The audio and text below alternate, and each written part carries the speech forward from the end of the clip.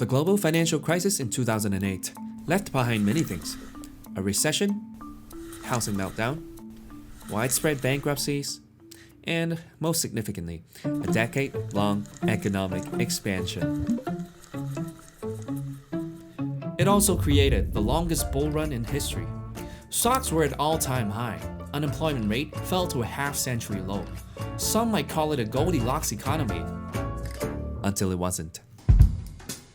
The coronavirus has spread to countries across the world, but officials believe that it all started in Wuhan, China. Tonight, coronavirus is on every continent but Japan has Antarctica. confirmed its first case of the Wuhan virus. 20.5 million Americans unemployed in the month. The interwar period actually shared quite a similar plot structure.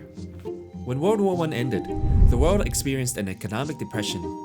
Conventional wisdom has it that an influx of labor from returning troops caused high unemployment, and governments also failed to make adjustments necessary to transition its wartime economy into a peaceful one, causing many underlying problems. Anyhow, it recovered rather quickly, hence it was often a forgotten episode in history. What came after was a decade-long economic expansion. This decade was known as the Roaring Twenties. It introduced to the world jazz music, Hollywood, commercial radios, automobiles. It was one of the most amazing times to be alive, until it wasn't again. America was hit by a violent stock market crash in 1929. The economy plunged into a deep depression. Unemployment rate skyrocketed. 9,000 banks failed during the 30s. To tackle nationwide bank runs, Franklin D. Roosevelt declared a national bank holiday right after his inauguration, forcefully shutting the bank system down for a 3-day cooling-off period. There were major parallels on another front too: the weaponization of tariffs. A tax imposed by governments on imports, making foreign goods more expensive to buy, thus encourages locals to spend money on goods produced domestically instead. In the early days, high tariffs were actually a norm for many countries. But it didn't stop there. What followed the crash in 1929 was a global bickering match. Countries began to blame each other for their struggles and started slapping tariffs onto each other at a time when tariff rates were already quite high. But it didn't stop there. A landmark tariff act in 1930 sought to raise rates on over 20,000 items, bringing what were already high rates to record levels. After much controversy, it was passed by a narrow margin in the US Senate, 44 against 42. Believing such act would devastate the economy, a petition was signed by over 1,000 economists asking President Hoover to veto this legislation. Automobile giant Henry Ford also spent an evening at the White House trying to convince Hoover, calling it an economic stupidity. To absolutely no one's surprise, this tariff act was met by tit-for-tat retaliations even before it was enacted. Global trade came to a standstill, which exacerbated the Great Depression. The tariff war only ended after World War II did, when a trade agreement was finally reached.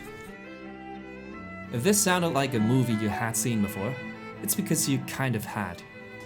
South Korea will extend its anti-dumping tariffs on Japanese stainless steel. China using trade to punish Australia. Trump administration hit Europe, Mexico, and Canada with new import tariffs. Leaders from the EU, Mexico, and Canada say they'll retaliate with some tariffs on American exports. President Trump announced new tariffs on Chinese goods Friday in response to the tariffs China slapped on U.S. products earlier. Claims over China's theft of technology, trade imbalances among nations, and other catalysts have brought on a new global trade war.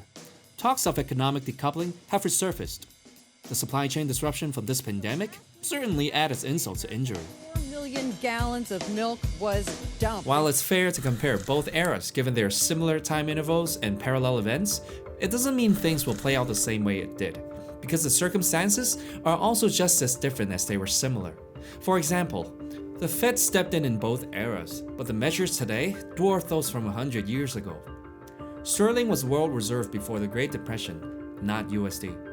Global supply chain is way more intertwined between trading partners now. I mean, the list goes on. It'll take an hour just to scratch the surface. And the interpretations on each nuance by different experts were just as mixed as Rotten Tomatoes. So, what's the takeaway? Like any movies, you'll have to decide for yourself. If you learned something new in this video, click subscribe and the bell icon to get notified for similar weekly interesting content. For instance, people say today's turmoils are unprecedented. Are they really? Click on last week's video to find out. If there are specific topics you want us to cover, comment below.